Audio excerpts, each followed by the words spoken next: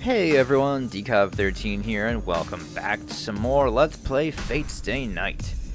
So last time we had that really cool showdown with Heracles. By some miracle, Shiro was able to use projection and create Caliburn, and just utterly annihilated him. So now, I believe we're down to 4 servants left in the Grail War. Saber, Lancer, Caster, and Assassin are the only ones left, since Archer, Rider, and now Berserker are dead. So it'll be interesting to see what happens from here on out. We're on day 12 though, so I keep saying this every time we get close to the end. You know, we are. Alright, so let us head on in and see what we get up to today.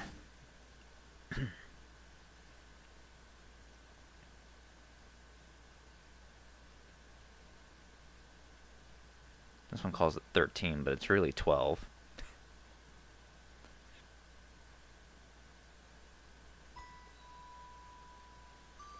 The sky was still pale gray. Was it dawn or dusk? It's hard to tell.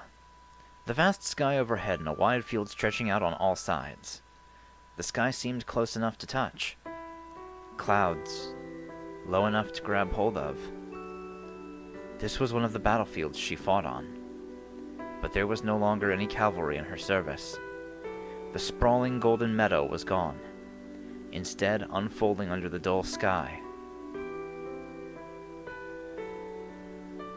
was the remnant of a battlefield. No emotion. She must have seen this kind of thing almost daily. Her desolate heart was empty. As she leaned against the golden sword, she exhaled deeply and let her shoulders relax. The battle must have ended. After glancing over the bodies of the defeated soldiers, she returned to her camp. Those were the battles she experienced. Her cold, calm demeanor remained unchanged. No matter the predicament she's been in, she's remained just like the woman I've always known.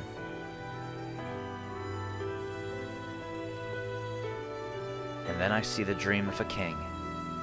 The moment she drew the sword, she stopped being human. She took over for her father as a feudal lord, and became a king with many knights.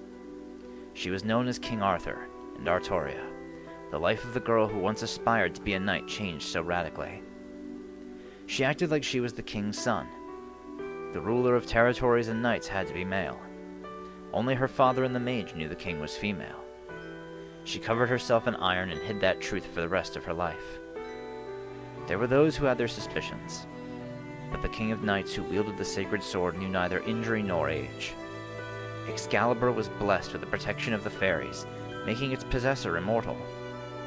As such, nobody questioned her tiny frame, which was much too small for a knight, or her face, which may have appeared girlish. Instead, she was hailed as a truly beautiful king. And in fact, the king was invincible. Neither size nor appearance mattered. Those who lived in fear of the savage invaders desired a strong king, and the valiant knights would follow only a truly superior leader.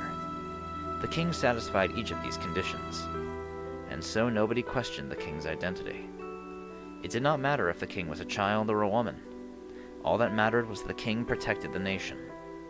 The new king was fair and selfless, and always stood on the front line, fighting and defeating the nation's enemies on the battlefield. Many enemies and citizens died, but the king was always just, and she played her role as king better than anyone else. There was no room to suspect otherwise, and any such suspicions would be pointless while the king was right in any case. She knew no defeat on the battlefield. Her army reformed the lost cavalry, then charged across the battlefield, defeating foreign infantry and smashing through their defenses. Did she always stand on the front lines because her nation was behind her? Before she headed out to battle, she had to cast aside so many citizens. Once she was on the battlefield, she had to cut down all her enemies. As her battles were fought in defense of her nation, it was common to wring villages dry to support the army. In that sense, no knight killed as many as she did. I can't tell if she ever really felt that burden. It's not something I can really know from a dream. But I do know she didn't have a moment's doubt or hesitation on the battlefield. Grief never touched her thoughts when she sat on the throne. A king is not human. Human emotions would make it impossible to protect people. She kept to her oath, never wavering. She addressed the issues facing her nation, and she worked on matters of political concern. She ruled without wavering, and she punished the deserving without error. And after winning so many battles, unifying so many clans, and punishing hundreds of criminals, King Arthur doesn't have a human heart. One of the knights in her entourage murmured this. Everyone must have felt the same way. The more perfectly she carried herself as a king, the more everyone questioned their monarch.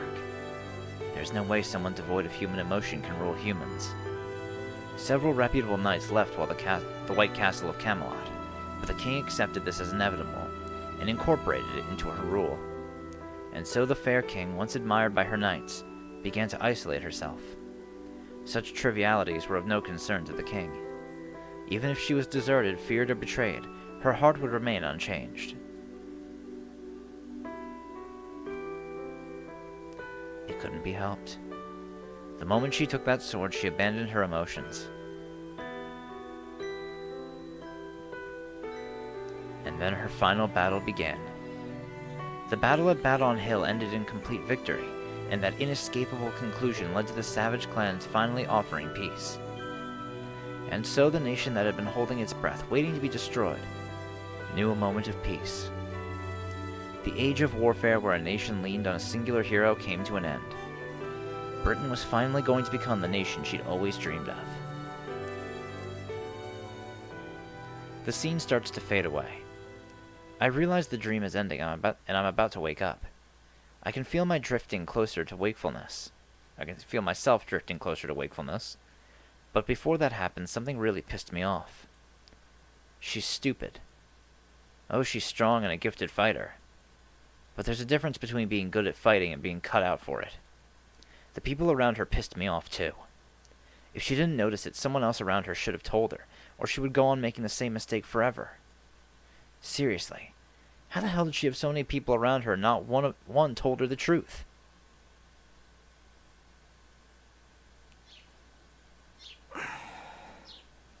I wake up. We escaped Ilya's forest and returned home yesterday afternoon.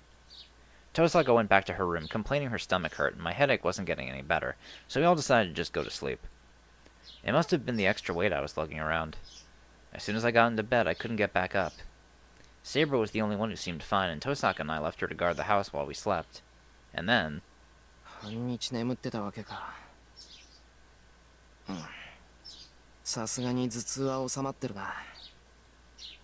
I'm relieved. The whole thing with Berserker. The headache I got after copying Saber's sword was unreal. If it had kept up, my head might well have just split down the middle. Then I notice... Saber's sitting on the floor right next to my head.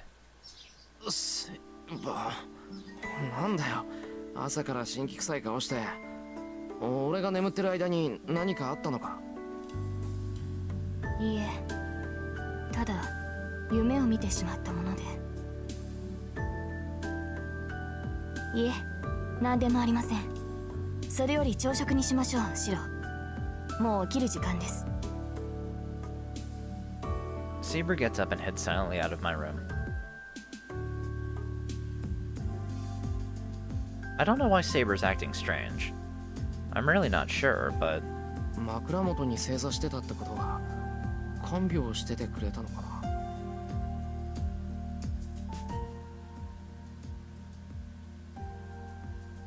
The moment I have that thought, the scene from last night comes back to me. I shake my head to rid myself of those impure thoughts. That night, my contact with Saber was entirely about my duty as a master. If I don't rationalize it like that, I'll never be able to look at Saber again.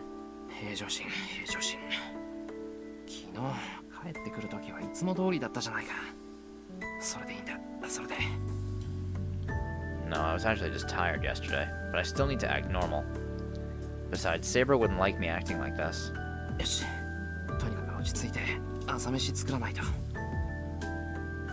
I take a deep breath and get changed. It's 9 in the morning. Saber hasn't eaten since lunch yesterday, so she must be hungry. 9 is so late, it's practically not even morning anymore. As hungry as Saber must be, I should probably make a hearty breakfast. シロ、今朝は私とあなただけですが、リンを起こさなくていいのですか？ああ、みんなまだ寝てるんだろ。昨日が昨日だし、無理に起こすこともない。飯は作っておけば勝手に食べるだろうし。そうですか。それでは早めに支度をしてもらえると助かります。もうこんな時間になってしまいましたから。分かってる。体の調子もいいし、食べ終わったら道場に行こう。 Interesting he's saying they when it's only Rin. 道場に行くとは、まだ私と剣の鍛錬を続けるのですか？なんで？日課じゃないか、あれ。どうした、セイバ？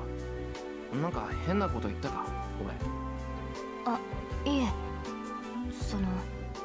もう鍛錬はしないのだろうと勝手に思い込んでいました。バーサーカーが倒れた今、シローがそこまで必死になる理由はなくなったのではないかと。そっか。言われてみればそうかもしれない。 The common enemy we all share in Berserker is gone now.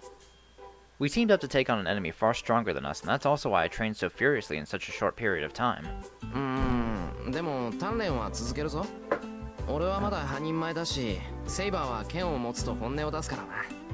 その方が俺も話してて楽だ。 Well, I say easy, but what I mean is that I kind of enjoy it. はあ、道場での私は本音を出しているのでしょうか？出してるよ。少なくとも気兼ねはしてないだろう。俺もその方が楽だし、セイバーも肩の力が抜けていいんじゃないか。ともかく午前中はセイバーと剣を合わせるのが日課なんだ。数少ない俺の楽しみを取らないでくれ。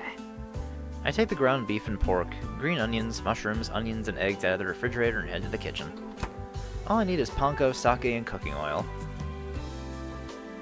はあ、そういうことでしたら私も反論はありませんが。 Saber mumbles quietly to herself in the living room while I work. Can't quite hear what she's saying from the kitchen.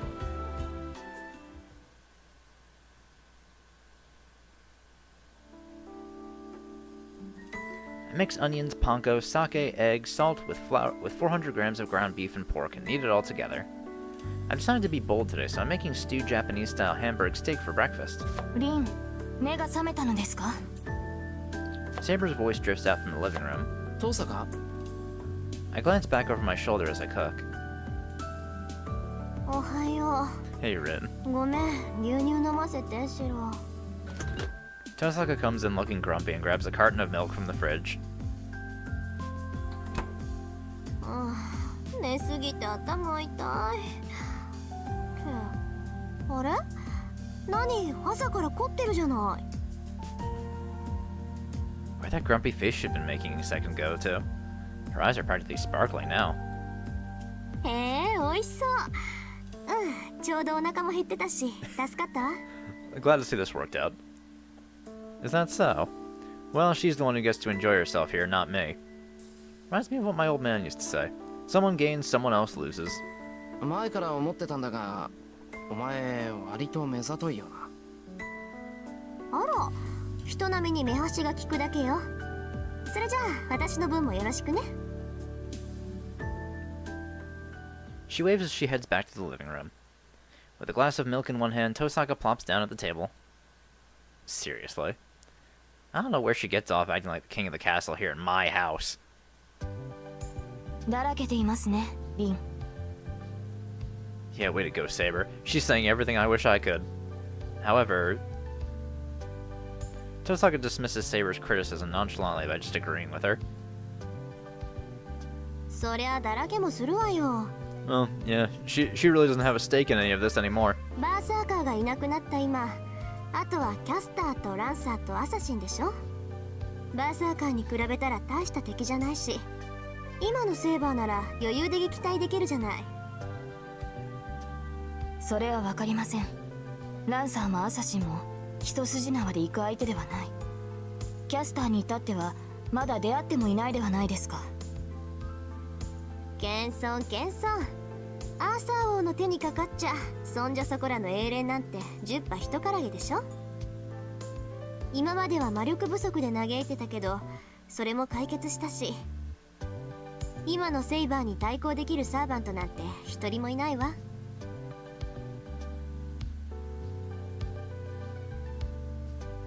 Saber narrows her eyes at Tosaka. I have the same reaction. We shouldn't let what Tosaka said there just go by. 遠坂、お前セイバーが誰かって気づいてたのか？うすうすね。確信が持てたのは昨日よ。あれだけの聖剣を扱える英雄なんて一人しかいないもの。まあ伝説のアーサー王が女の子っていうのには驚いたけど、目の前にいるんじゃ信じるしかないじゃない。それに伝説なんて都合よく改ざんされたものでしょ。セイバーが隠したのか周囲が隠したのか知らないけど、確かに中世の王様が女の子ってのは都合が悪いものね。Yeah. そりゃ誰が何と言おうと男として扱うわよ。 Tosaka's tone remains the same. Saber at least doesn't seem to mind. If anything, she seems to agree with Tosaka. She certainly doesn't seem about to argue. She's basically acknowledged the fact. A hero with a connection to the sword is selected to be a saber servant. Based on that alone, she would make absolutely for the best saber. The heroic symbol of Britain. The wielder of a sacred sword so famous she's even known in this faraway land. But then, what of it? The legend of King Arthur ends with the king's death. Even heroes are still human. Their stories usually end in death, but no hero dies a proper death. King Arthur was no exception. If I remember correctly, King Arthur died in a battle. At the Great Battle of Camlan.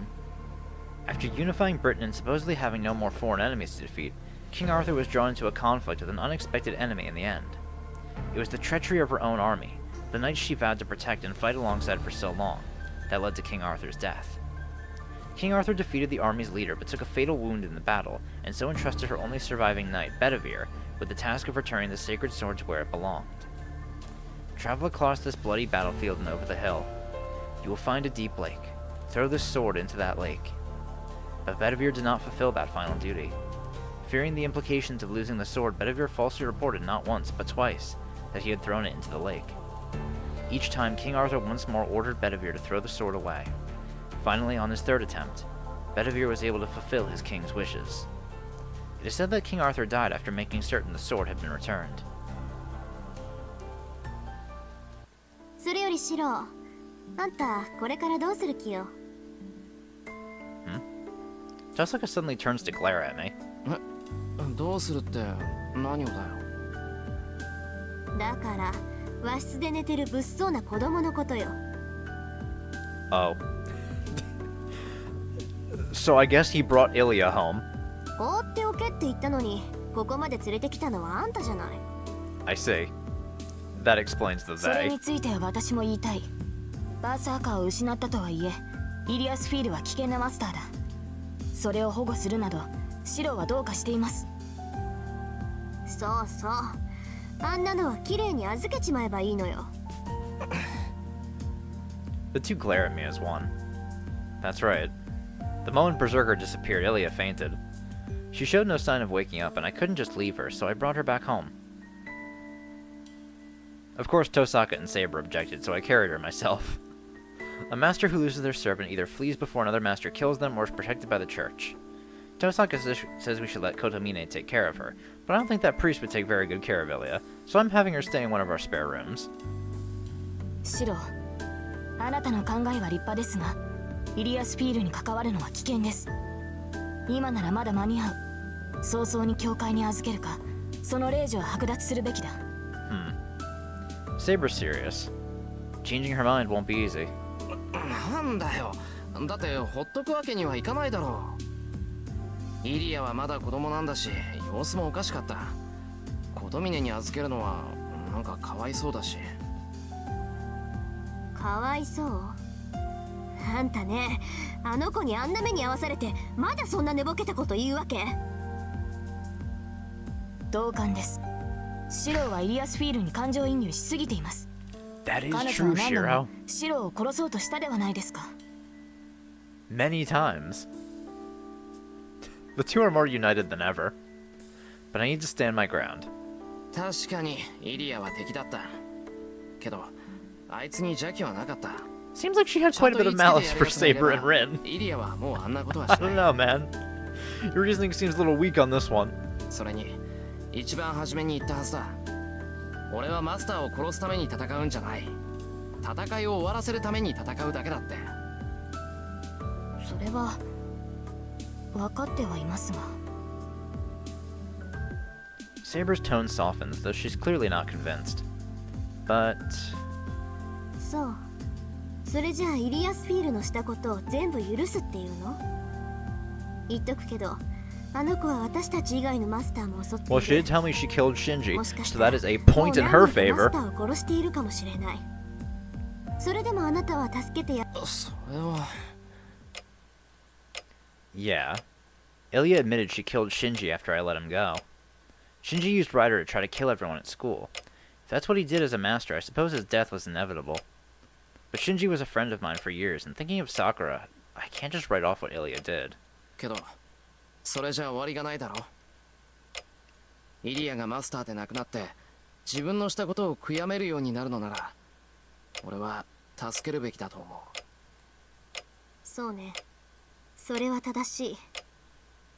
けどシロー、私はアーチャーのことを帳消しにする気はないの。私のアーチャーはあいつに殺されたんだから。 We're at an impasse here. We all freeze, staring at each other. But then, 何よ。サーバントなんて最後にはみんな消えちゃうじゃない。そんなこと気にしてるなんてマスター失格ね、リン。 hey Ilya. The very girl under discussion appears. イリアスフィール。待ちなさい。あなたたちに用はないわ。戦う気もないからそんなにいきり立たないでくれない？ほんと同じレディーとして恥ずかしいわ。私よりずっと年上なのにたしなみってものがないんだから。 Ilya shrugs, looking disgusted. なんですって。 Saber and Tosaka are once again in sync. A whole new kind of intensity comes over them. まあそれも怒らないであげる。今はあなたたちに構ってる場合じゃないもの。 Ilya turns from them to face May. イリア礼を言います、セイバーのマスター。敵であった我が身まで気遣うその心遣い、心より感謝いたしますわ。あ I stare at Ilya in disbelief. So sudden is this that even Saber goes quiet. Tosaka just keeps drinking her milk, giving Ilya the stink eye. And then, Ilya smiles that familiar smile of hers. なんてね。やっぱりシロはお兄ちゃんだ。 She launches herself right at me and hugs me around the neck. 何者？ Tosaka spits out her milk. What the? I can almost hear the vein popping in Saber's forehead. 離れなさい、この無礼者。 Oh boy. Saber rushes toward me. Ilya twists around, swinging to my back. 無礼者はどっちよ。サーバントのくせに私に意見しようなんて100年早いわ。あなたに従う義務もなければ意思もありません。枝ず口を言う暇があるなら今すぐ城から離れなさい。そんなの聞かないよーだ。ねえシロ、昨日みたいにしよう。あれ本部って言うんだよね。 Ilya spins around me. Saber hurries after her, trying to catch her.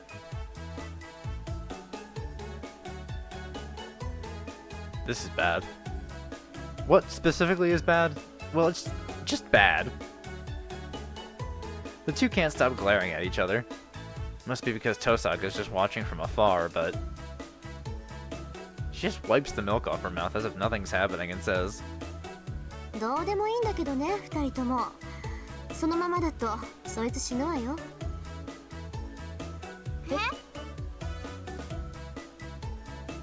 The two peer curiously at me. It's pretty clear. My neck's getting wrenched around. I now face the greatest danger of my life. Jesus, Ilya. Okay, let's review the current situation. The Hamburg steak I've been working so hard on is packed away in the freezer. First, there's Tosaka. She's being relatively quiet. She seems to be keeping a straight face, and it looks like she's just going to watch things play out, but who can say what she might be thinking to herself? Ilya's sitting next to me, and for some reason she looks like she's in a good mood. She's looking curiously around the living room, but it doesn't look like Saber or Tosaka are of much concern to her. Whatever either of them might say is likely going to go in one ear and out the other. And then there's the one I'm most concerned about. Saber. She's glaring anxiously at both me and Ilya. She's not usually so fidgety and restless. Feels like I'm resting on a bed of nails. So I can't leave things like this. I don't know what is going to come out of this, but I have to do something about the situation. 話をつけよう。いつまでもこうしてちゃ昼になっちまう。そうね。結論は決まっているし、問題は早めに片付けた方がいいわ。そうでしょ、セイバー。そうですね。私とリンの意見は同じですから。あとはシローに納得してもらうだけですが。Saber's really digging her heels in. ねえシロー、リンとセイバーは何を話したがってるの？ Presumably kicking you out of the house. いや、そのイリアをどうするかっていう話なんだが、イリアはサーバントを亡くしただろ。だからこの後どうしたものかなって。そんなの決まってるでしょ。教会に保護させるか森の城に追い返すのよ。どちらにしたってここにいさせる選択肢はないからね。シローもそう思ってるの？ Ilya looks at me, her face emotionless. I mean, come on. Kiritsugo always told me to protect girls, and I don't like seeing kids suffer. いや、俺はイリアはここにいるべきだと思う。聖杯戦争は終わってないんだ。残りのマスターと決着がつくまでイリアはうちでかくまいたい。シローがそう言うんなら私もここにいてあげるね。イリア、苦しいって。I intend to pry off Ilya from me, but before I get a chance, Saber steps over and does it for me. 何よ、さっきから邪魔ばっかりして。あなた、私に恨みでもあるの？当然でしょう。その身がシローに何をしたか私は忘れることなどない。シローもシローです。イリアスピールをかくまうなど百害あって一理なしとわからないのですか？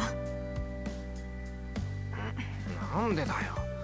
イリアにはもうサーバントはいないんだから、危険ってことはないだろう。マスターじゃなくなったんだから。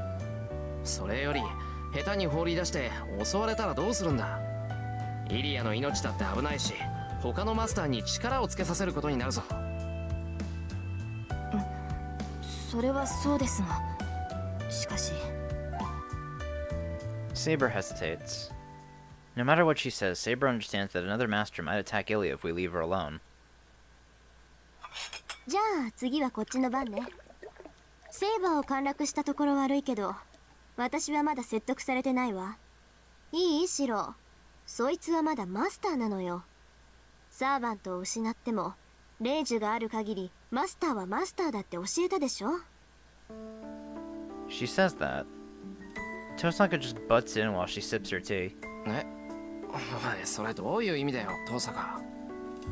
だから霊樹さえ残っていればサーバントとは何人でも契約できるのよ。主のいないはぐれサーバントがいて、かつマスターにそのはぐれサーバントを許容できるキャパシティさえあれば、何人とだって契約はできるわ。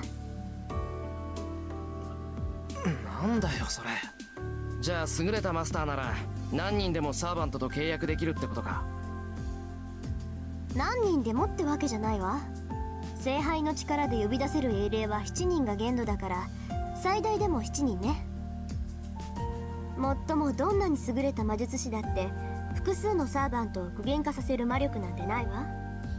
あるとしてもその場合は10の魔力を5に分けて2人のサーバントを刺激することになる。そうなるとサーバントの能力は下がるから、複数のサーバントと契約する旨味はないけどね。I see. So if I formed a contract with Saber and Berserker, they would have to split my magical energy between them to maintain their existence, which would drastically weaken both of them. That means it would make more sense to keep one servant and supply them with magical energy. そういえば前に言ってたっけ、サーバントってマスターを変えられるって。あれってこのことだったんだな。あら、珍しく勘がいいじゃない。シローの言う通り、サーバントがマスターを変えるっていうのはそういうことよ。マスターを失ったサーバントは消えるまでいくらか猶予がある。で、その間に他にサーバントを欲しがっているマスターを探して契約すれば元通りってわけ。だからリンに気を許しちゃダメよシロそいつだってまだマスターなんだから。シロを殺してセイバーを奪うかもしれないし、まだ生きてるサーバントと再契約するかもしれないわ。 Well, now you're just having this turned around on you, Ren. そう、それはあんたにそっくりお返しするわ、イリア。そんなことないもん。私他のサーバントとなんて組まない。イリアのサーバントはずっとバーサーカーだけなんだから。 I don't know what kind of relationship Ilya and Berserker had, but I do know that Servant was special to her. That is a surprise, but at the same time it makes me happy. I'm happy to know that despite the fact that as a master, Ilya was relentless, she still cherished her partner. あ、でもシロが負けちゃったらセイバーは私がもらうわ。私はシロ以外のマスターが勝つのは認めない。でももしシロが負けちゃったら私が代わりに勝ってあげるんだから。 Ilya says that proudly, just as she was starting to impress Saber and Tosaka. バカなことは言わないでほしい。私はシロのサーバントです。あなたのサーバントになるつもりはありません。別にそれでも構わないわ。私はシロに勝ってもらえればそれでいい。私が勝つのもセイバーがシロを守ってくれるのもどうせ最後は同じだもの。 What a weird thing to say. Actually, if she wants me to win, why would she think like that anyway? And then, Tosaka must have found it strange too. She starts to think. 私は構います。ともかく私は認めません。リン、あなたからもシロに忠告してください。ごめんなさい、聞いてなかったわ。もう一度言って、セイバー。ですからイリアスフィールをここにかくまうのは反対だということです。ああ、それいいんじゃない？別にかくまうぐらいなら。は？ And now Rin's around on it. Saber's against it. Saber freezes. I had advocated for this, and even I'm surprised. I don't blame the opposing Saber for being frozen in shock. リン、あなた正気ですか？ええ、冷静に考えてみればリスクはどっちも同じなのよ。イリアを一人にするのもここでかくまうのも教会に預けるのも変わらない。いえ、むしろイリア目当てでマスターが来てくれた方が助かるわ。今のセーバーなら他のサーバントが束になっても負けっこない。聖杯戦争を終わらせるならその方が手っ取り早いし、それはあなただって望むところでしょ。 I guess we could just end up using Ilya as bait. ま、あなたが他のサーバントに負けるっていうんなら話は変わるけど。まさか今の私がどのような状態かリンなら分かっているでしょう。シローが私のマスターである限り私に敗北などありえません。でしょ？ならイリアをかくまうのも問題ない。それに気になることもある。シローの選択はもしかしたらとんでもない妙手だったのかもしれないわ。 Tosaka goes quiet. She must have convinced Saber, who reluctantly takes a step back from Emiya.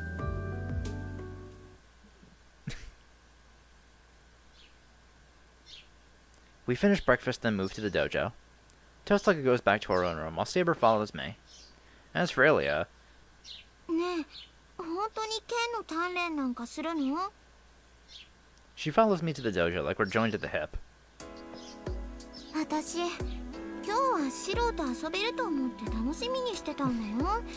なのにセイバーなんて邪魔者はいるし、ここ寒いし、つまんないよ。 Well, I'm not surprised Emiya thinks this is boring. Watching someone train isn't what I'd call exciting. ねえ、今に戻ろう。強くなりたいなら、私がシロの力になってあげる。 Emiya takes one of my hands in both of hers and tries to tug me away from the dojo. But at least in this, I can't indulge Emiya. いや、ダメだ、イリア。剣の鍛錬は日課だからきちんとこなす。俺は魔術師として未熟なんだから、少しぐらいは戦えるようになっていないと。それに、鍛えておけば、イリアを守れるだろ。イリアをうちにかくまうって決めたのは俺なんだから、これぐらいはしないと締まらない。え？うん、それはそうかも。けど私、シロに守られなくてもいいんだけどな。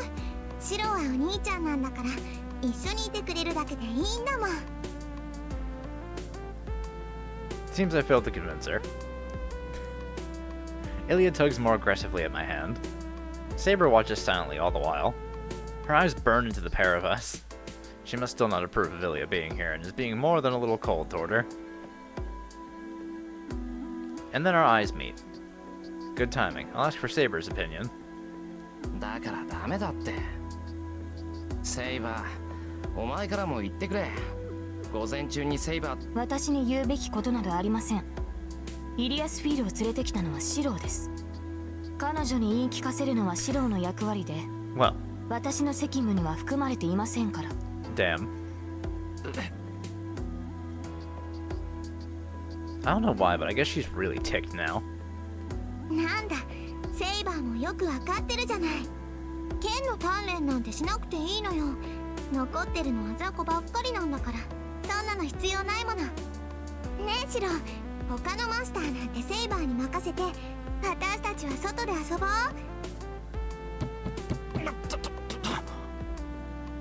I lose my balance and feel myself being tugged toward the dojo's exit. ダメだ、離せイリア。こればっかりはわがまま言っても聞かないぞ。剣の鍛錬は休まないし、これからもずっと続ける。そりゃイリアにはつまらないだろうけど、俺はこれが好きなんだ。文句があるなら今の方で休んでいてくれ。 I shake her off violently. She obviously didn't expect me to fling her away like that. Emiya backs off surprised and she looks at me nervously. Crap. I should have been nicer about it. すまんイリア、今のは乱暴すぎた。けど剣の鍛錬はやめられない。しばらく一人にして悪いんだが、今でおとなしくしていてくれるか。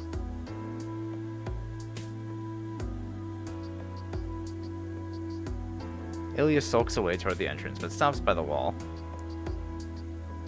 いいわ。ならここで見てる。それなら文句ないんでしょ。 Emiya suddenly roars in defiance. She glares our way, pitching a small tantrum. いや、それは構わないけど、ここ寒いぞ。今だったらお茶もあるし、お茶受けも完備してるんだが。私がいいって言ってるんだからいいの。なんだ、シロとセイバーを二人っきりになんてさせないんだから。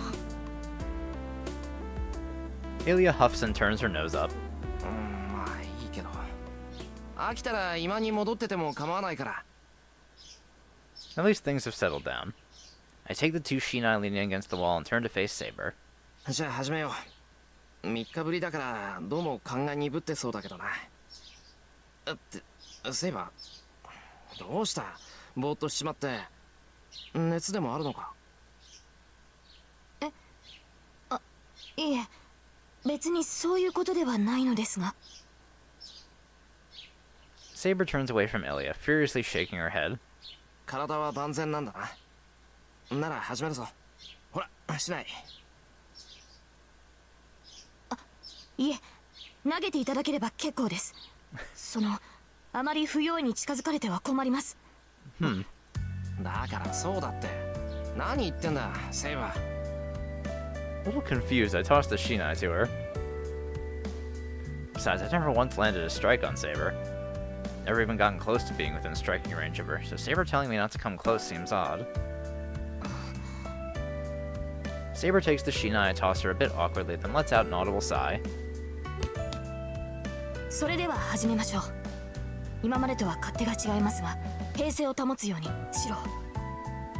Saber glances at Emiya as she speaks. 大丈夫だ。誰が見ていようと始まれば気にならない。I grip my Shinai and focus on Saber. She stands in front of me, Shinai in hand. Now my attention is fixed only on her.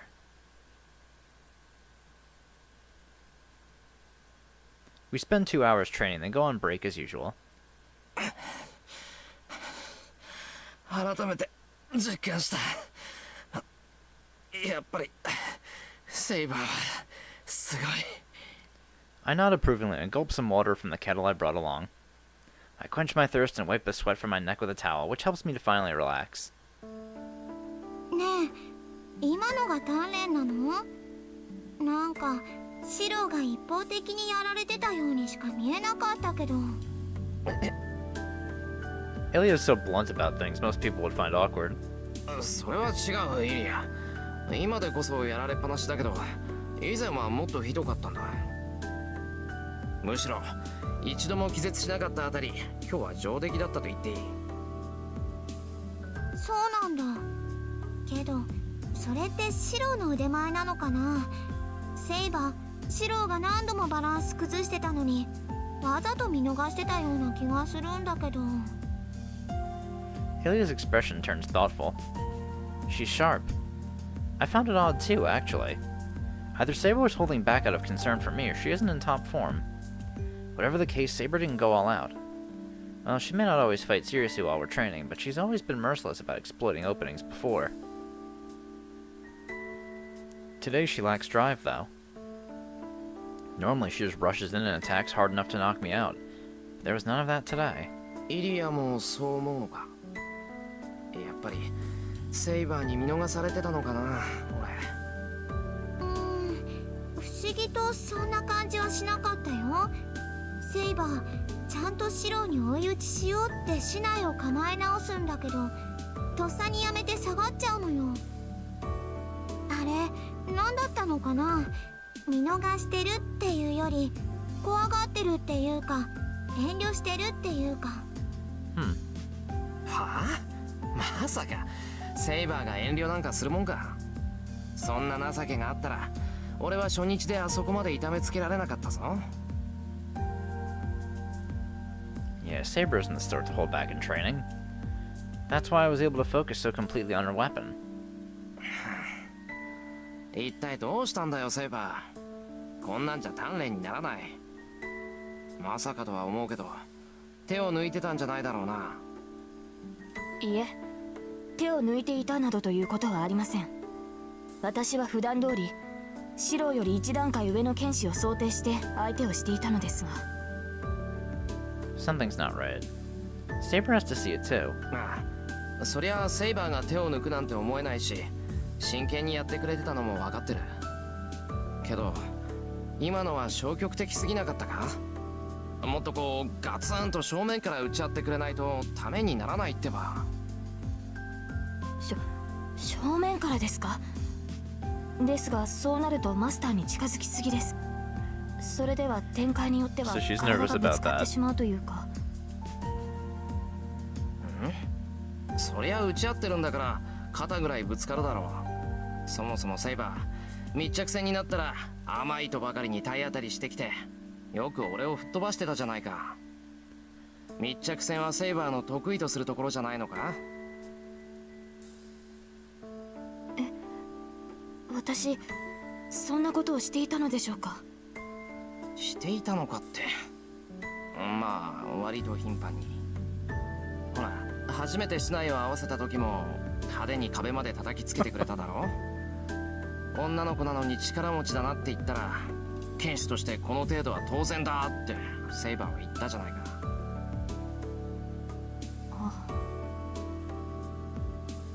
Saber stands there dumbfounded. What's going on? Saber's acting really weird today.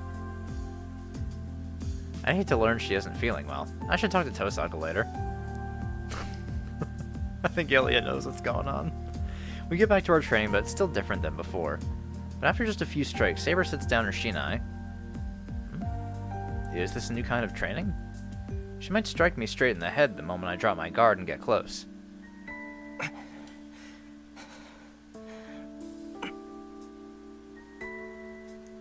I breathe hard, watching Saber cautiously. Saber narrows her eyes, showing that she's serious now, and steps forward. シロ、昼食にしましょう。That's not like her. は？ I lower my shinai. 昼食にするって、もうそんな時間か？ According to the clock, it's a bit before noon. It's lunchtime for sure, but this is the first time Saber's been the one to step up and suggest it. Neither Saber nor I paid much attention to time when we trained before. We'd take a break, then notice we were hungry, then we'd check the clock and see that it was about lunchtime. It's a good idea. I could go along with it easily enough.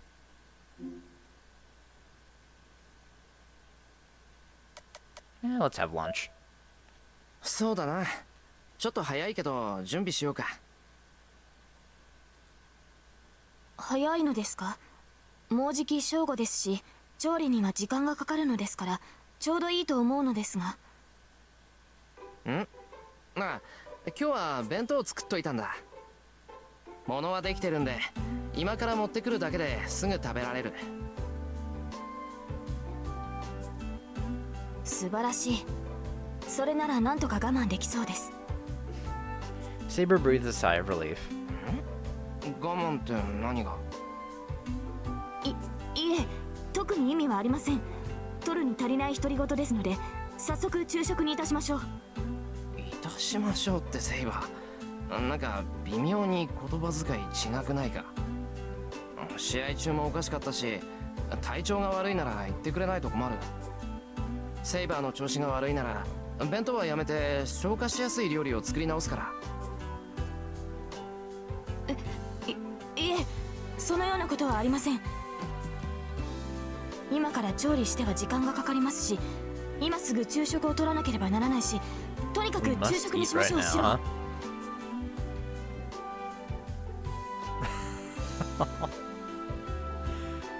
What's gotten into her? She doesn't look ill, and it doesn't look like I'll need to make her anything special. わかった。じゃあ弁当とお茶持ってくるから、二人はここで待っててくれ。せっかくの弁当だし、たまには道場でお昼にしよう。はい、期待しています、シロ。Saber waves enthusiastically, sending me off. She's flustered. She's mad. Seriously, what's going on with her today?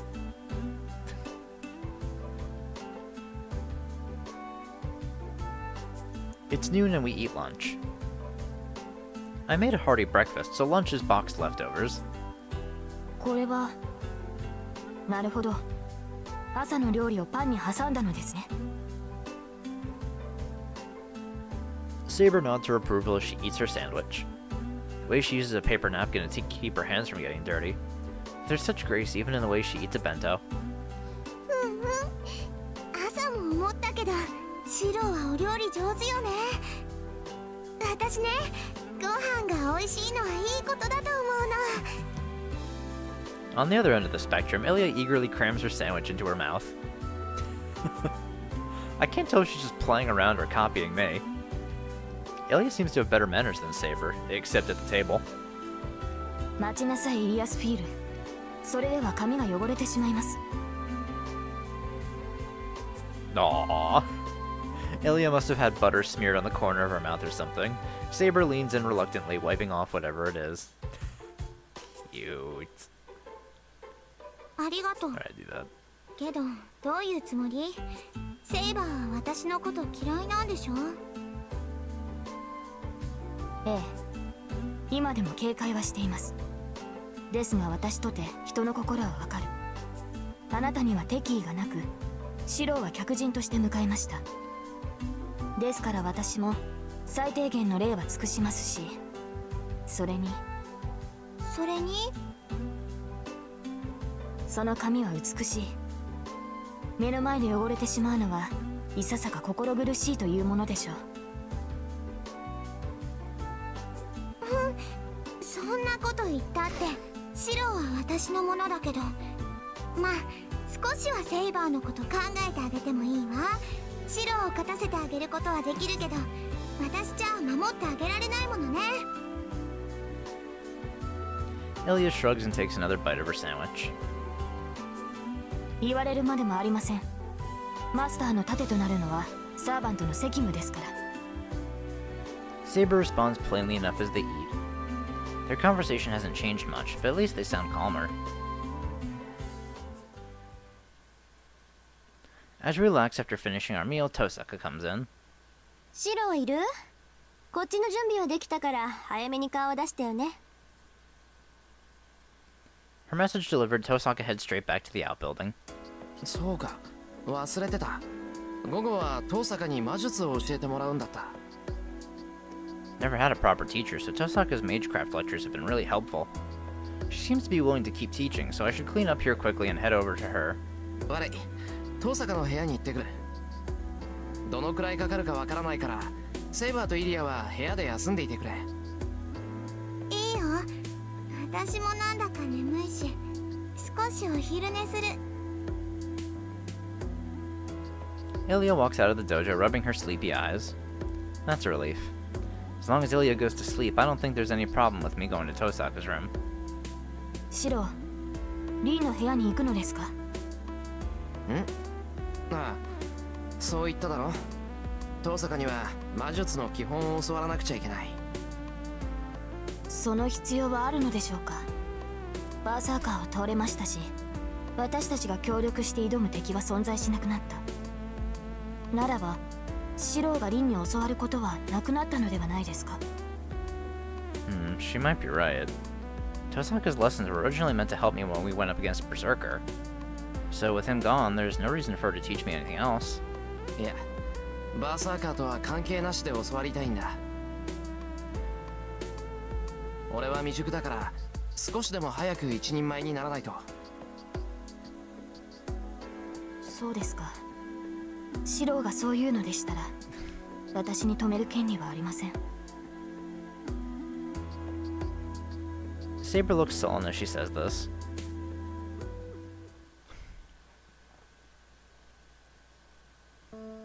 じゃあレクチャーを始めるけど、その前に聞いておくわ。あんた体で壊れちゃったところとかない？ That's how she began. It's kind of an odd question to ask the moment I arrive. 壊れたって何が？だから動かない箇所はないかって聞いてるの。あれだけめちゃくちゃしたんだから神経が焼き切れるのは分かってるのよ。まあそんなのはどうでもいいんだけど、体のどこに異常があるのかぐらい知っておかないと授業にならないから。 According to Tosaka, some parts of me should be numb. But since I'm the one living in my body, I can say she's wrong. いや、動かないところはないぞ。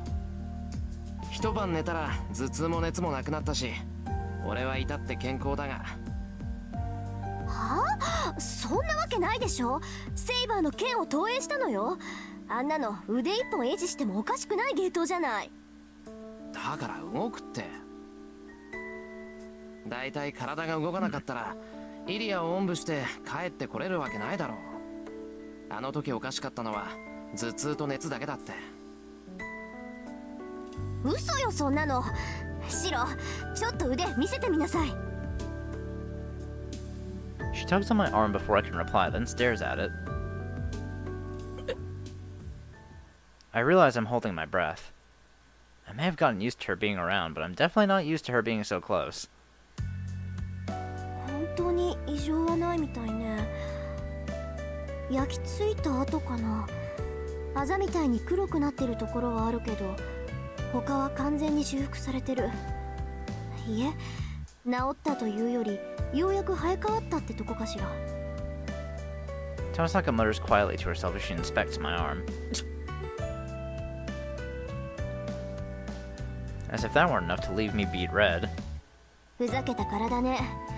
これ例の自然治癒による回復じゃないわよ。シローの自然治癒は明らかに外部からの働きかけだけど、こっちはあなた自身の治癒能力だと思う。 Rune lifts my sleeve up, pressing her fingers all along my arm. ストップ。もういいだろう、遠坂。用が済んだら椅子に戻れ。何よ、こっちはあんたの体を見てあげてるっていうのに。ってはは Tosaka leans closer to me. 熱は下がったって言うけど、まだ十分ありそうじゃない？シロ、顔が真っ赤よ。そんなの俺の勝手だろ。お前関係ないんだから気にするな。そうなんだ。関係ないんなら私がこんなことしても影響はないわけよね。額に手なんて当てるな。熱なんてないんだから、そんなことしても意味ないぞ。ええ、そうみたいね。今度は耳まで真っ赤だもの。熱っていうより酔っ払ってるみたい。 She's doing this on purpose. This is deliberate, I know it. 遠坂、お前分かっててやってるだろ。ああ、バレた？ Look at that シロがあん fucking まりにもベタ face. な反応するからついからかっちゃった。 Man, I love Ren. Anyone who would toy with a man's innocent feelings like that should do their repentance in hell. ま、冗談はこの程度にしといてあげる。あんまりからかうとミイラ取りがミイラになりかねないしね。 Yeah, I don't think Saber or Elliot would be happy with that. That's a problem. I feel like Tosaka's only teasing me harder now. 遠坂、今さら言うのもなんだけど、俺は真面目に授業を受けに来たんだが。あら、失礼ね。私だってそのつもりよ。今のだって教え子の状態を確認しただけだもの。そうかよ。じゃ、そろそろ本題に入ってくれるんだな。そうね。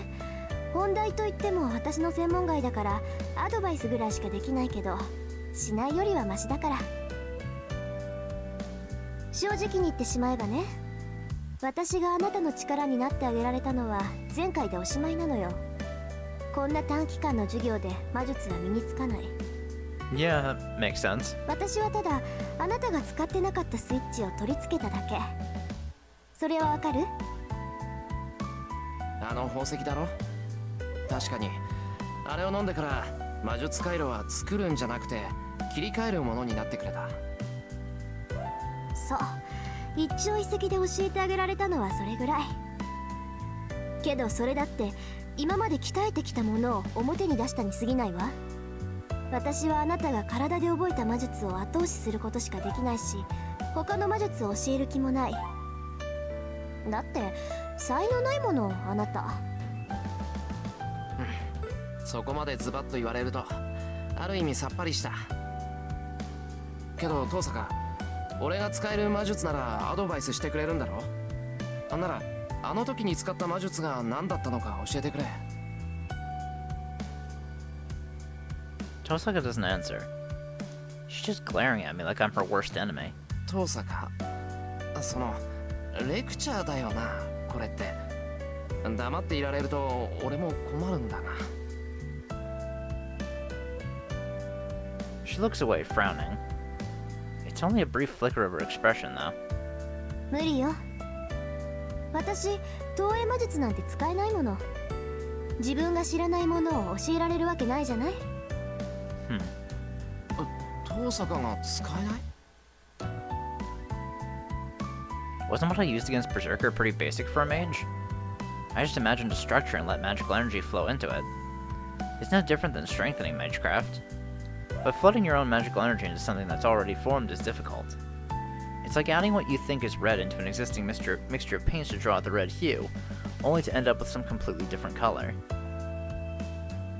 By comparison, it's much easier to work with my own paint from the very beginning. I can just draw out whatever I want that way. そんなはずあるか。遠坂ならあれぐらいできるだろ。強化より簡単だぞ、あれ。あんたね、今の他の魔術師に言ったら間違いなく殺されるわよ。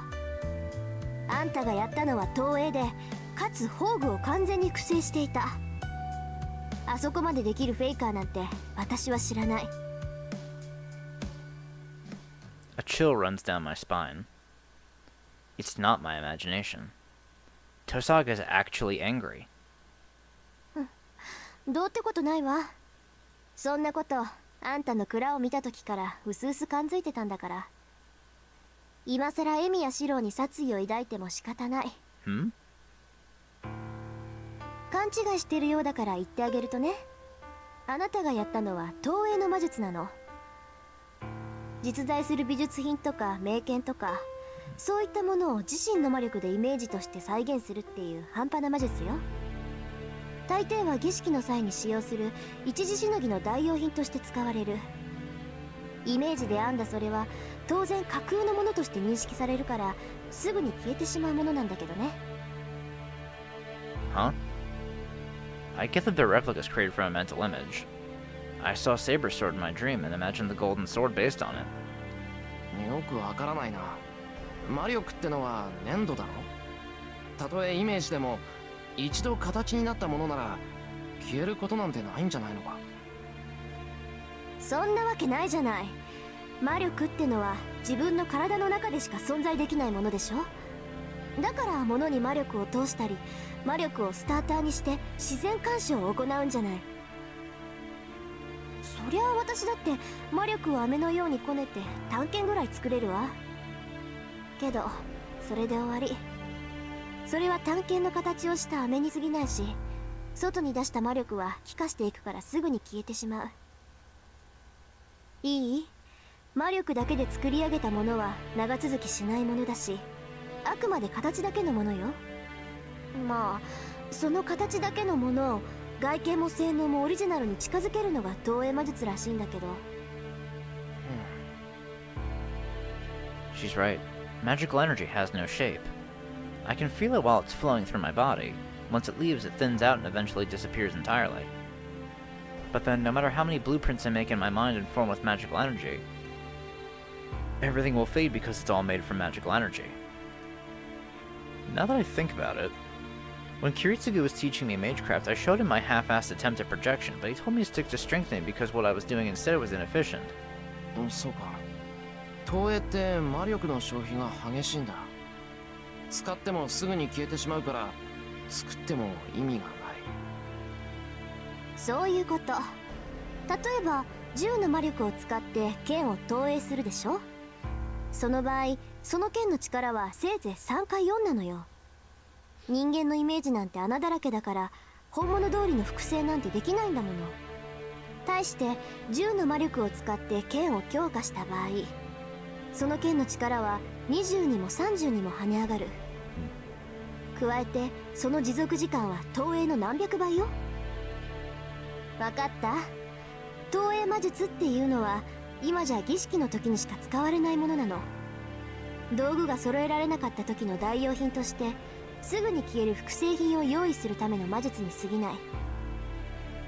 シローの父親が強化を教えたのは適切よ。ただでさえ魔術回路が少ないんだから、投影なんて無駄な魔術を教えたら一般人と変わらないもの。 I got that. What was that then? The golden sword I imagined was real for a moment, and even had the real sword's power.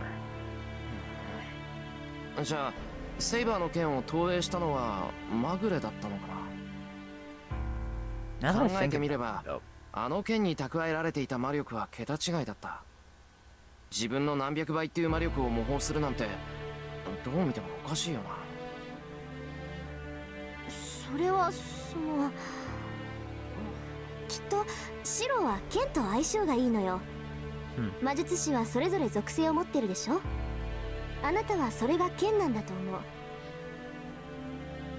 属性？火とか水とか各元素に当てはまるものか。そう、普通は世界を構成する一元素を背負うものなんだけどね。魔術協会でも火はノーマル、風はノーブルって言われてるじゃない。地水火風空でもいいし、木火土金水でもいい。このうちどれか一つを魔術師は持っているんだけど、中にはさらに分化した属性もあるわ。大抵そういう魔術師は中央には入れず、突出した専門家として名を馳せるらしいけど、それで言うなら白は剣よ。多様性はないけど、こと剣に関しては頂点を狙えるってこと。なるほど。それは確かに。I've always been fascinated with swords. Now I'm curious about Tosaka's specialty. Knowing her, it's probably fire or wind, or something else that suits someone like her. I should probably just ask, and I'm curious. なあ登坂、参考までに聞くけど、お前の属性ってなんだ？私は五大元素っていう属性だけど。Does she mean all of them? ともかく私が言えることなんてそんな Yeah, もの I よ。 guess so. 投影は虚栄って言われるぐらい意味のないものだから、あまり多用はしないこと。それにね、セイバーの剣を模造するなんて、そんなのは自殺行為よ。あの時はうまくいったからいいものの、本来なら自滅していてもおかしくなかった。あんたも言ってたけど、セイバーの剣の魔力はシローの魔力のキャパシティを超えているのよ。それを複製するってことは、自分の魔術回路の限界を軽くオーバーしてるってわかるでしょ。分かってるけど、自分の限界なんてそう簡単に超えられないだろ。いや、そもそも限界なんだから、それ以上なんていけないんじゃないのか。いけるわ。だからこそ魔術師は死と隣り合わせなんじゃない。魔術が形式に沿ったものなら、知識さえあればどんな魔術だって行えるのは同意でしょ。たとえ自分では再現不可能の奇跡だって分かっていても、それにチャレンジすることは誰にでもできる。魔術師なんて動力源に過ぎない。小さなエンジンでもアクセルを踏み続けていれば規定以上のスピードは出る。けどそれと同じよ。魔術師っていうのはね、自滅さえ覚悟するなら限界なんて簡単に超えられる。魔術回路を焼き切らせて神経をズタズタにして、それでも魔力を回転させていけば奇跡に手は届くわ。あなたの投影はまさにそれよ。戦いの後ずっと体が熱かったのは神経が焼き切れていたからだもの。それが分不相応な魔術の代償よ。手足の1本や2本壊れて当然のことをあなたはしたの。 Tosaka's voice grows a little louder, but at the same time, だから覚えておきなさい、エミヤ君。自分の限界を超えた魔術は術者を廃人にするわ。セイバーの剣を投影するなんてもう二度とやらないで。 Tosaka's worried about me. Genuinely. After her warning, Tosaka prescribes some medicine I'm not familiar with. もう無理するなって言っても無駄だろうしね。気休めだろうけど、もしもの時の痛め止めぐらいは飲んどきなさい。うまくいけばあざで変色した肌も治るかもしれないし。 Tosaka explains this as she prepares some kind of green powdery medicine. I drink it with some tea. Tosaka rummages through her stuff and tries to prescribe some other medicine. Anyway, I feel bad for Tosaka having to go through all her stuff just for me, but I feel like I'm wasting time just sitting here. I should...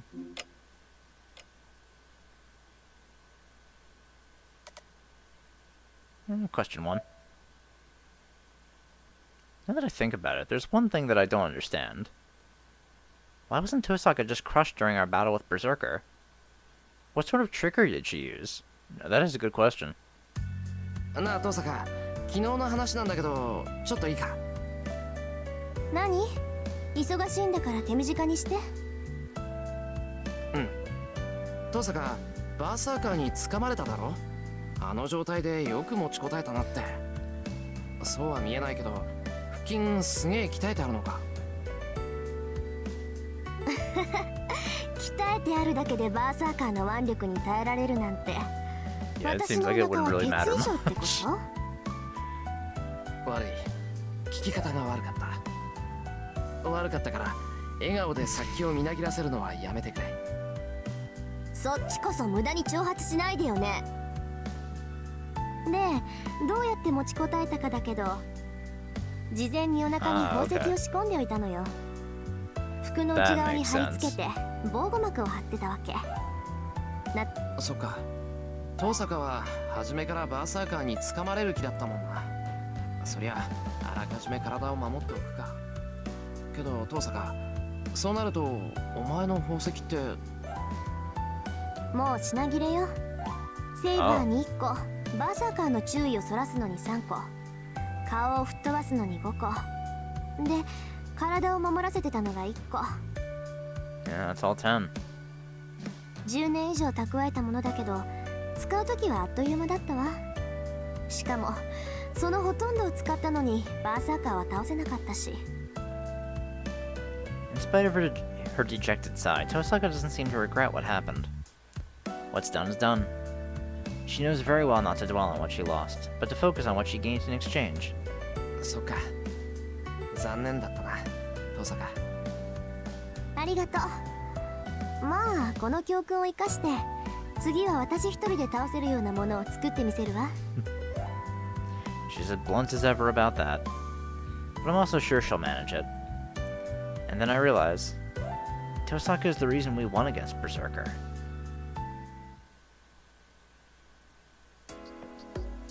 And after giving me several medications, Tosaka instructs me to do simple strengthening exercises while keeping an eye on how my body reacts. Apparently, she's checking to see that nothing goes wrong inside me when I use magical energy. Honestly, Tosaka seems more like a doctor than a teacher today. よし、問題はないみたいね。この分なら明日はもう来なくていいわ。え、 That's a bit of a surprise. I don't have to come tomorrow. That means... 当然じゃない。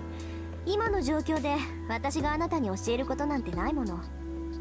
本気で魔術を習いたいんならこの戦いが終わってからにするべきよ。それにもうアーチャーはいないでしょ。素人の協力関係はもうとっくに終わってたのよ。 I suddenly realize our alliance was only so we could defeat Berserker. Now that Berserker's gone and Tosaka doesn't have a servant anymore, our living arrangement should be over. Should have ended yesterday, even.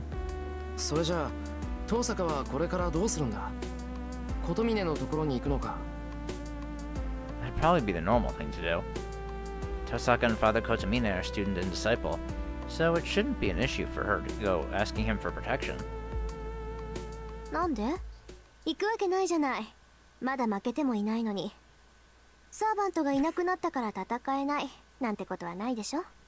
There's the Rin I know. それにやり逃げってのも趣味じゃないしね。一度戦うと決めたからには最後まで事の顛末を確かめるのが責任でしょ。 She says this like it should be the most obvious thing in the world. And she's proud about that. My eyes widen. Well, okay, maybe not. I should have expected this from Tosaka.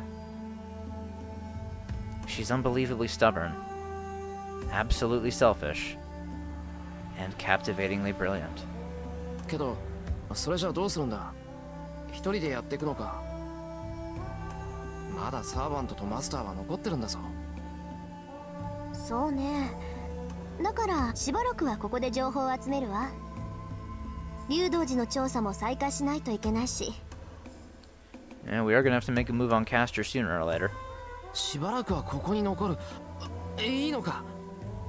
そうしてもらえると助かるけど、もう協力関係は終わったんだろう。なら何言ってるのよ。バーサーカーに勝てたのはあーちゃんのおかげでしょ。協力関係は終わったけど、その借りはまだ貸したままよ。返済が終わるまでここを提供するのは当然じゃない。 You know what? That's fair. それに責任は最後まで取るって言ったでしょ。ちょっとの間だったけど師弟になったしね。あなたを一人にしたら頼りなくって心配で、聖杯戦争どころじゃなくなるわ。 Oh, right. It feels like a lifetime ago, so I'd nearly forgotten, but I've admired Rin because of exactly those qualities for a long time now. So I'm actually very happy. That's the Tosaka I've always known and liked. Besides, if I ever saw the day a girl as stubborn as her gives up, I wouldn't know what to believe from then on.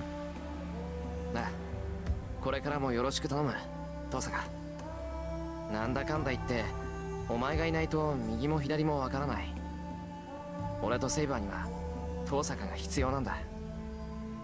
いいけど、あんたその言い回しはやめなさいってば。バカ正直なのはいいけど気をつけないと誤解を招くわよ。 I'm not sure why that upset Tosaka so much. トサカ、誤解を招くって何を招くってんだ。あのね、今のは失言なの。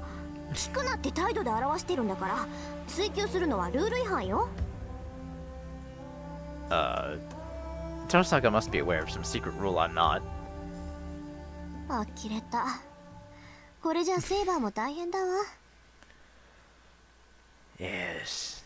Fucking dense guy right here. まあ、それともあんたたちはそれでちょうどいいのかもね。少しぐらい麻痺してないと、あなたもセイバーもダメなのかもしんないし。よくわからないけど、そのセイバーが大変だってのは聞き捨てならないぞ。なんだってセイバーが大変なんだよ、トサカ。Don't worry about it, Shira. It's fine. だからあんたのそういうところが大変だって言ってるの。その分じゃセイバーの変化になんて気がついてないんでしょ、エミヤ君は。セイバーの変化。 It's not about her appearance, right? If anything would have changed in Saber. ああ、そういえば朝から様子が変だったな。 No, I just thought she was in a bad mood イリア because が I い like たから her. 不機嫌だったとは思うんだけど、それにしたって黙って正座してるわ。どうしたんだって聞けば夢を見たとか言って立ち去っちまうし。 And I pretty much forgot about it in all the hustle and bustle over Ilya. Yeah, Saber's been a little off since this morning, like her head is somewhere else. セイバーが夢を見た？ And that's the strange part, because servants don't dream. え、何？それって驚くところか、トサカ。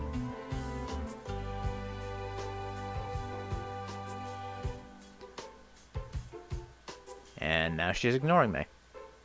おい、黙ってないで何か言ってくれ。そんな顔されるとこっちまで不安になってくる。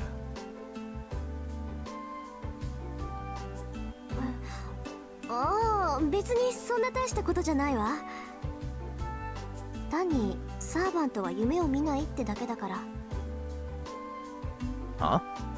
Servants don't dream? そうよ、サーバントは夢なんて見ないわ。それでも見たって言うんならそれは夢じゃない。単に誰かの記憶を垣間見ただけの話よ。 Maybe Tosaka's experienced it before. The coldness in her voice runs so counter to her usual cheerfulness.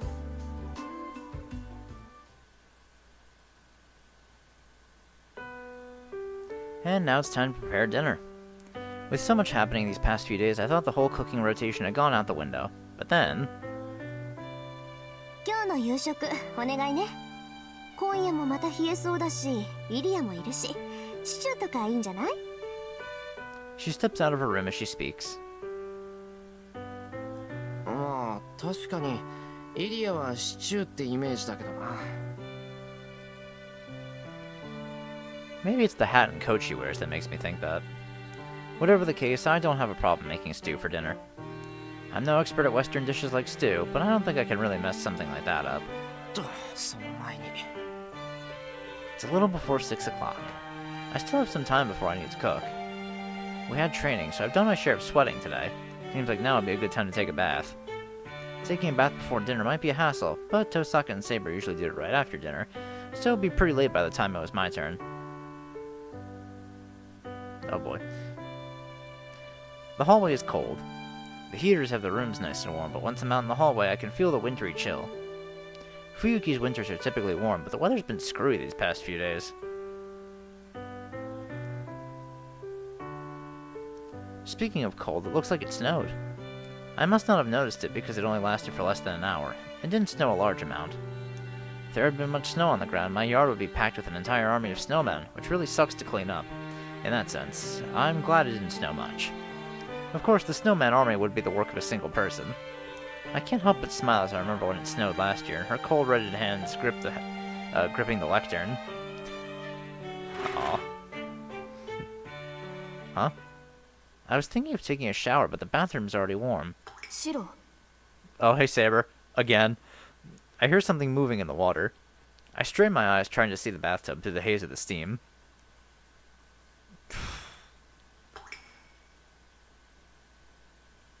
My mind goes as blank as the white sheets of steam filling the bathroom.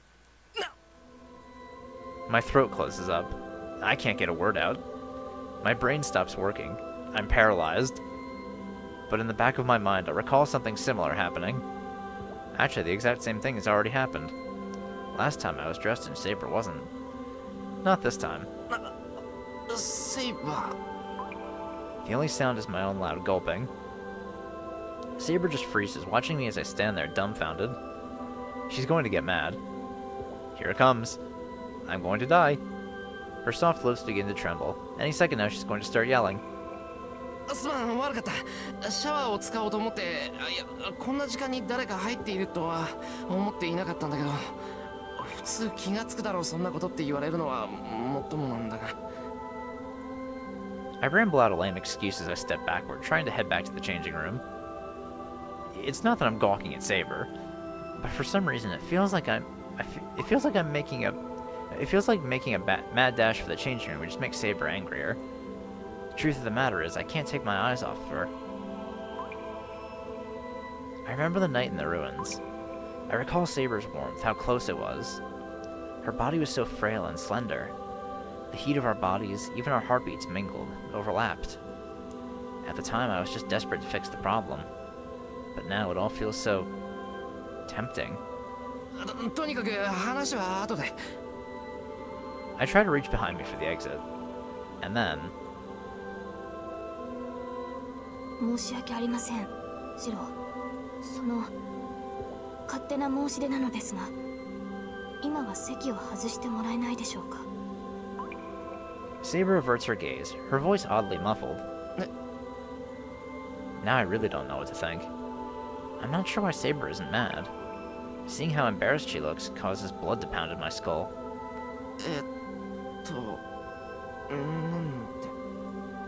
The words come out before I can stop myself.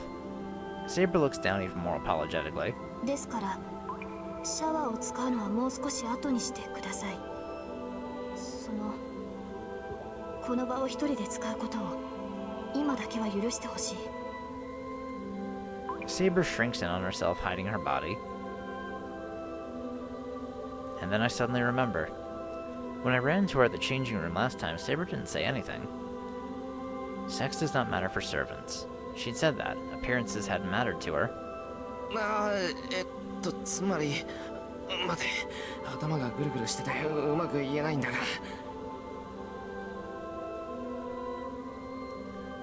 Come on, work, brain. 要するに、セイバー怒ってないのか？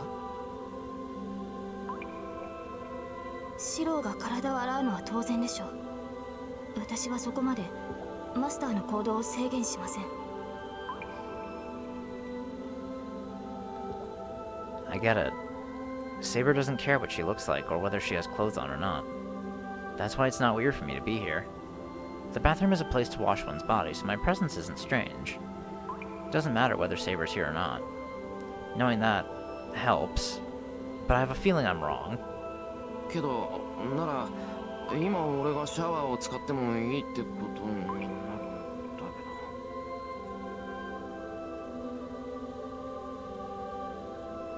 ですからそれは見られることは問題ではないのです。ただ私の体は凛のように少女のものではありません。ですから She blushes even more, tripping over her words. シローにはあまり見てほしくない。このように筋肉のついた体では殿方には見苦しいでしょう。 She sounds so bashful. I almost faint for just so many reasons. バカ、そんなこと。 I would never think that. Saber's body is a long way from unsightly. She says she's rugged, but that's never bothered me.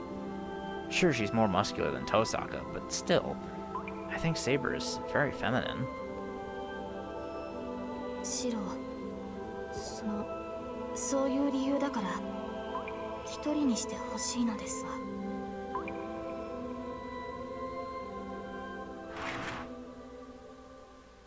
I don't know how I responded. I only remember nodding slightly and pulling the door closed.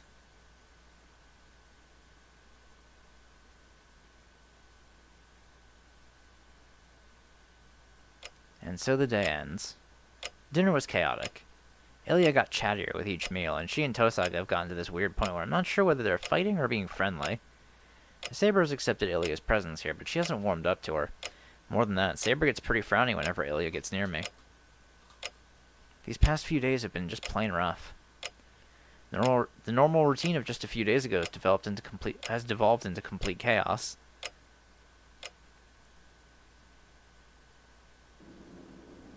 I step silently out into the yard. It's just about time for the calendar to roll over to the next day.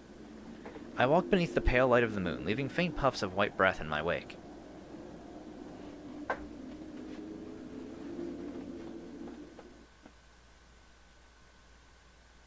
Next thing I know, I'm at work on my daily routine.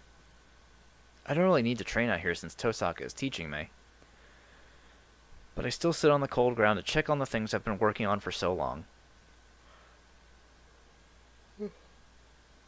I'm not doing this because I'm worried about my skills.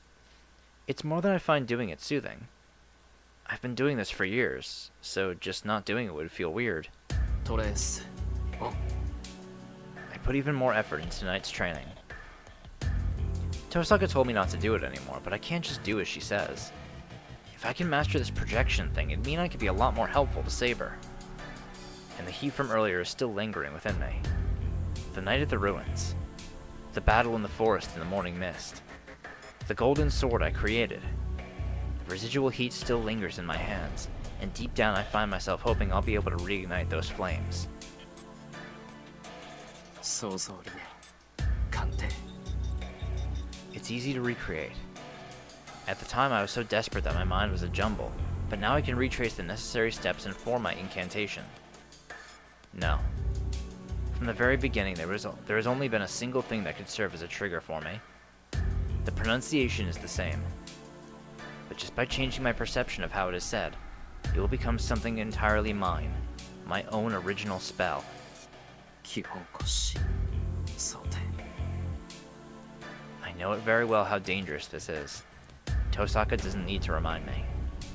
I really have no business getting anywhere near projection magecraft. It's completely beyond me. Venturing so brazenly into dangerous waters can lead only to death. 鑑定終了。これ即無なり。 I erase the blueprint that was in my head. A shadow falls across the door. Saber comes in, her frame blotting out the light of the moon. よかった。ここにいたのですね、シロ。姿が見えないので何かあったのかと。ん？いや、別に何があったわけじゃない。寝つけないから頭の体操をしていただけだ。一通りこなしたら部屋に戻るから心配はいらない。そうですか。ならいいのですが。 Saber focuses on my forehead. She can probably see that I'm dripping with sweat. ああ、これもいつものことだから気にしないでくれ。魔術の練習なんて魔術師として当然のたしなみだろ。いやまあ半人前なんで失敗はつきものなんだけど。 I whip the sweat from my brow with the back of a hand. お I'm surprised. My sweat is cold as ice. I thought it was cold, but I don't remember the shed being quite this cold. シロ、一日も欠かさずそれを。いやまあできる限りは。親父に言われた日課だし、これぐらいはやらないと。 As soon as I finish speaking, I regret my bluff. I regret telling her this is my daily routine. My intent was to boast to Saber. At the end of the day, my training isn't just some chore to me. But it isn't the easiest of tasks either. Saber says nothing. The moon hangs behind her, its light spilling around her frame. The shed, plunged into bluish darkness, is illuminated by the few shafts of silvery light that make it past Saber. I recall the first night I met her. セイバー、遠坂が言ってたことなんだけど、 That moment felt just like a dream. サーバントは夢を見ないっていうのは本当なのか？ I can't stop myself from asking. ええ、私たちは夢を見ない。もともと幽体であるサーバントは眠りません。私は幽体化ができないため眠らざるを得ませんが、それでも夢は見れません。でも朝は見たって。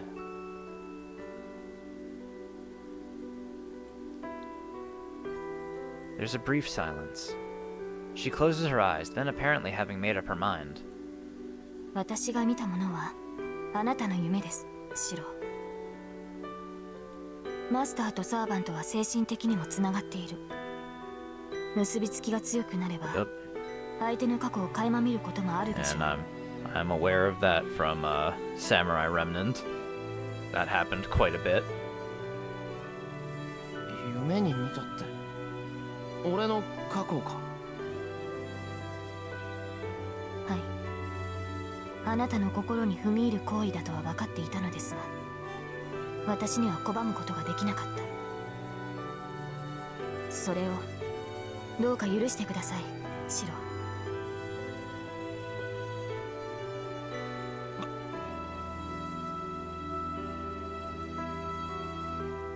I did the same thing. Saber's past. I've seen several scenes from her life before she became a servant now. バカ、そんなのセイバーのせいじゃないだろう。夢に見ちまうなら仕方がないじゃないか。それに謝るのはこっちの方だ。俺の昔なんてつまんないことばかりだろ。そんなもん見せられたらおちおち眠ってられやしない。いえ、夢を見たのは今朝だけです。それも最近のことではありませんから、シロの男性としてのプライベートを侵害するようなことは決してありません。 Saber's dead serious about that warning. But privacy? Well, yeah, sure. I've done my share of dumb things.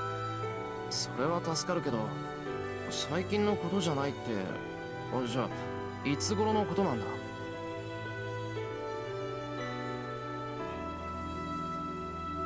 大きな火事でした。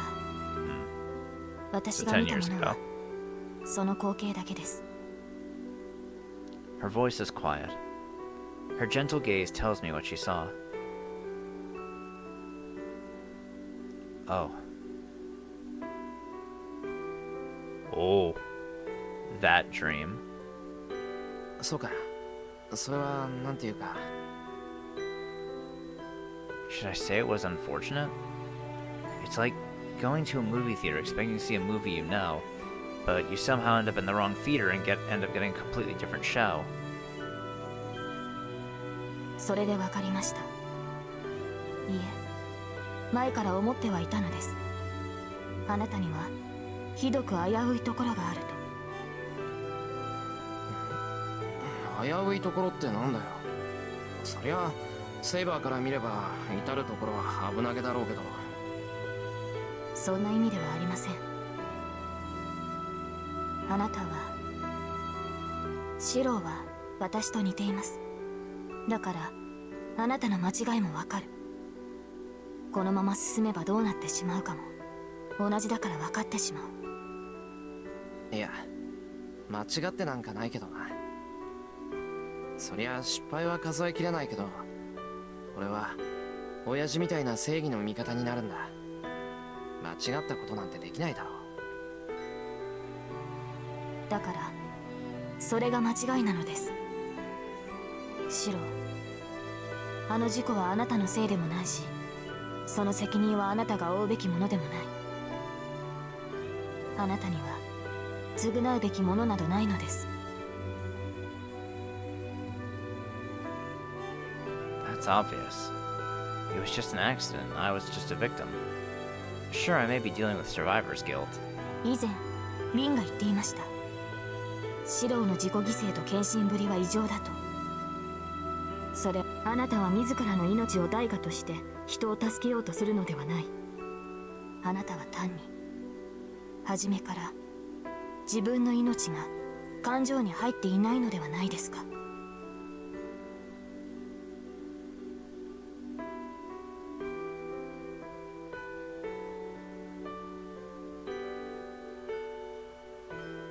Maybe my pupils have dilated.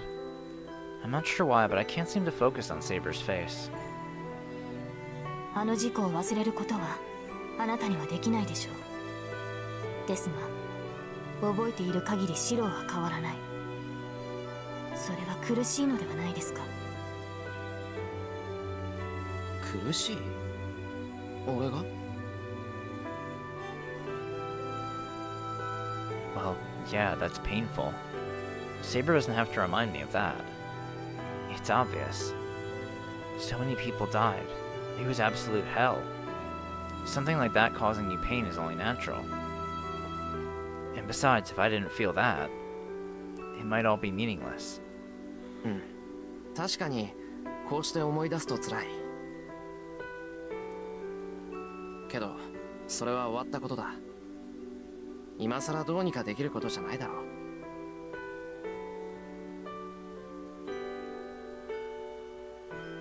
Saber doesn't answer. Instead, she claws at her arm in frustration. 私は聖杯を手に入れなければならない。けれどそれはシローにも当てはまる。セイバー。シローには聖杯が必要だ。私があなたに呼び出されたのは必然だったのです、マスター。I don't know how to respond to that. 先に眠ります。シローのあまり無茶はしないように。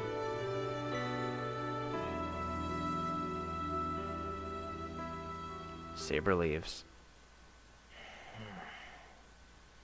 I fold my arms and think. Do I need the Holy Grail? A vessel that grants wishes to its possessor. A vessel which contains unlimited quantities of magical energy, for which it is said nothing is impossible. Were I to get it, it could easily grant my wish. いや、違う。どう考えても聖杯なんていらないぞ、俺。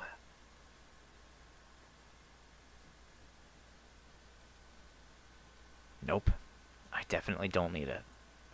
Because I don't have any wishes that can't come true, or hope for anything that's impossible. I wouldn't have a dream if it weren't something I couldn't attain if it weren't something I could attain myself. The night grows darker. In the familiar old shed, lit only by the moon, I listen to the distant wind.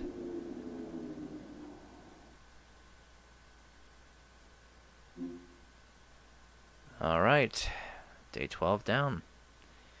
So, in the next one, we'll move on to day 13, and I guess we'll start formulating strategies for the other servants? Maybe. We'll see. Alright, I'll see you all in the next one then. Bye!